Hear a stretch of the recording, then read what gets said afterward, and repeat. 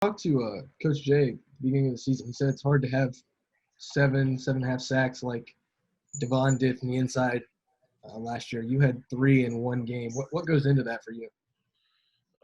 Just working on my technique, relying on my technique that I've been coached up on by Coach Jay through my years. Just relying on that technique, falling back on that technique whenever I'm in the game. Just always keeping it in mind and always using it. Were you surprised, Sloan, that you had 3 sacks? I mean, that's a lot for a defensive tackle. I mean, yeah, I was surprised at the end of the game, but I mean, just everyone, I think, in the whole D line was getting after the quarterback that whole night, so it was good. All righty, we'll go next to Dan Hope from 11 Warriors. Dan. Yeah, Tommy, what is it that goes into that as a defensive tackle that allows you to have that kind of performance as a pass rusher?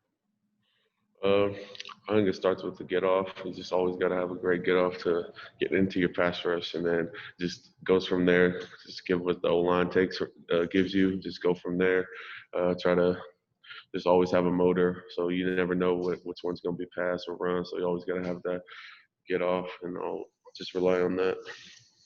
Thanks, Tom. All right, we'll go next to Brendan Gulick from Buckeyes Now on Sports Illustrated. Brendan.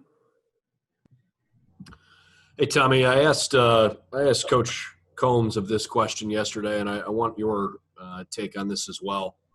This has been a year where everybody's had to be so ready to go at any moment because of all the uncertainty with the virus.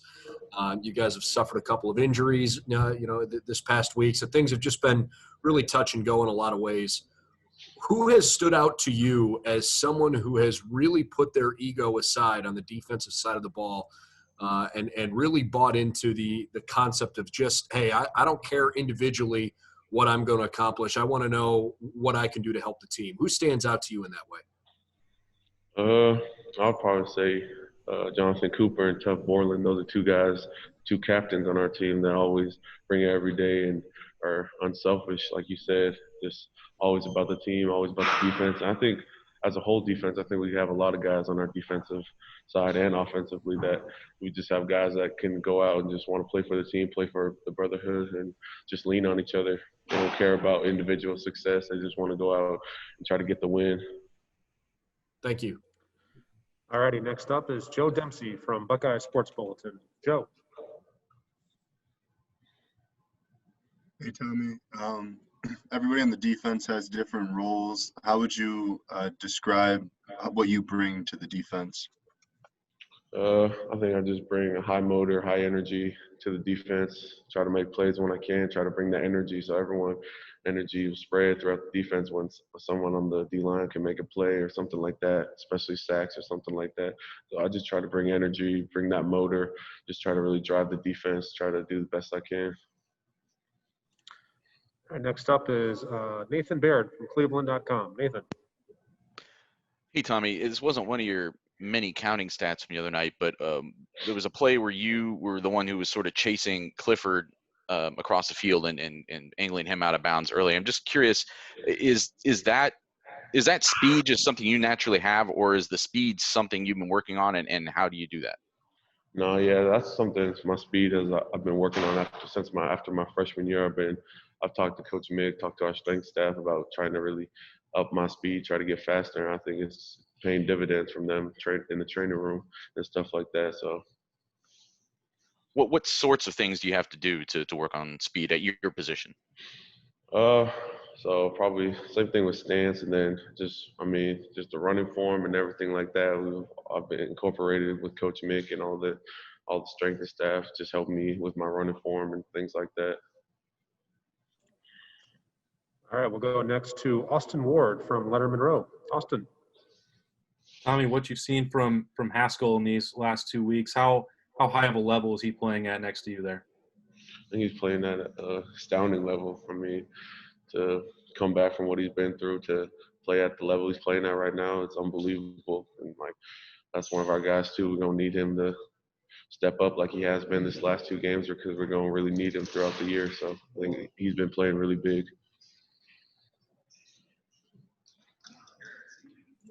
All righty, we'll go next to Tim May from Letterman Row. Tim. Thanks, Mike. Hey, Tommy, we were asking you, I know I asked you about the sort of the burden may not be the right term, but maybe the doubt about the middle of the defensive line, at least going into the year. Would you guys be able to step up and fill those shoes of Devon and Jay Sean? And I'm just wondering, 2 games in, what would be your answer to people now? Obviously, you guys were extremely active Saturday. What's your sense and confidence now? You were confident then, but what's your sense? Has it gone up? I still have that same confidence that we had at the start of the year. I know the guys we have in our room and what we're capable of, and I just believe in the guys next to me that we can go out and do something special each night. Yeah, and who do you think's coming online next? I mean, for you guys, that could be really assert himself. Who's sort of ready to bloom, so to speak? I think at our end spot, we have a lot of guys that can go off. They're just waiting to go off, like Zach Harrison, Tyreek Smith, or Tyler Friday, or even Javante. So all those guys have a chance. I think in the inside too, Teron it was only his first game last week coming back for not having played football in a long time. So I think just waiting on him. So as he progresses, he's just waiting to have a breakout game as well. So thanks, man. Yep. All righty, we'll go next to Bill Landis from The Athletic. Bill.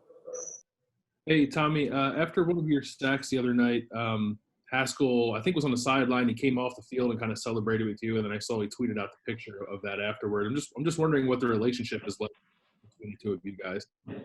Well, I mean, with me and Haskell, it's always been, really close, both being Polynesian well. So, when I first got on campus my freshman year, he was one of the guys, I spent a lot of time with, just hanging out and stuff like that. So we really created a good, close bond over the years.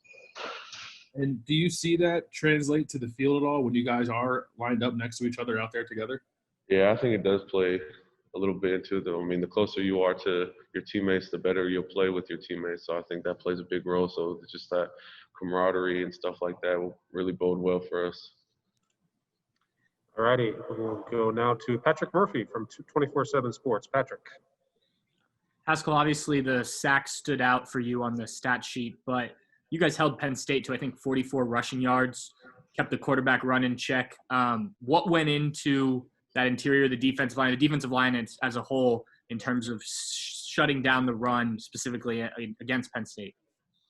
Yeah, I know Coach Jay always talks about it each week, like we always got to stop the run first to be able to rush the passer. So if you want to rush the passer, you got to be able to stop the run first. And that's just like what we always created each week. Going into each week, we want to be able to stop the run and then be able to rush the passer after that. All right, Tommy, appreciate the time today. Thank you very much. And we'll bring up Thanks for watching. Be sure to click on that subscribe button so you don't miss a single thing, and come visit us over at BuckeyeGrove.com for all the best Ohio State information on the web.